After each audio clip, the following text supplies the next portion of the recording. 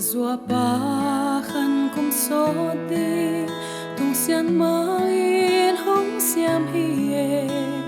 sin lei tung tom kal nun sung lam bang pa khom di siani hong siam he e đi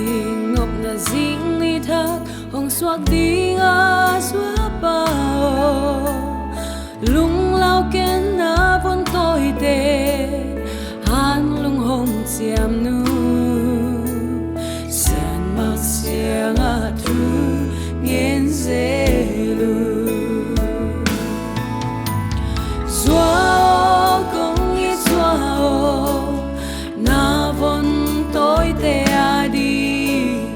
na sep te na te na thu pa te hong pia i tu sian ma o thu pa hong pia i von i thum te zua pa khan kum so tam di hong siam in mo sian ma o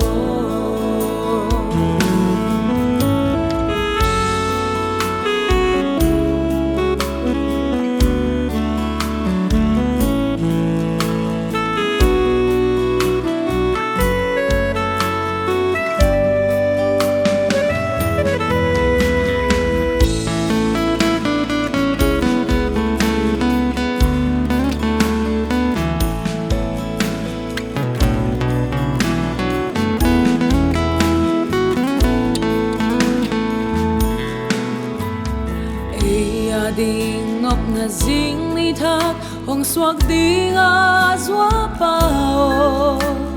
lung lao ken na von tôi te han lung hong siam nu sian mang siang a thu ngien ze lu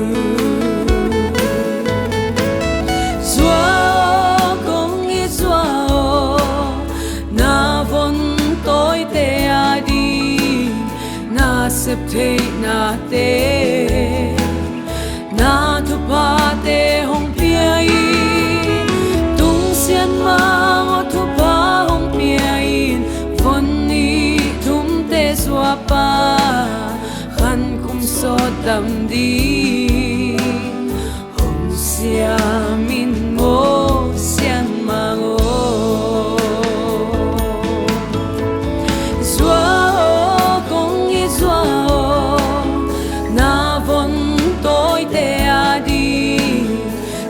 sep te na te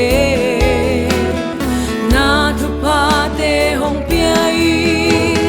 tung sian ma o thu pa hong pia i von ni thum te zua pa khan kum so tam di hong siam in mo sian ma o khan kum so tam di. Yeah.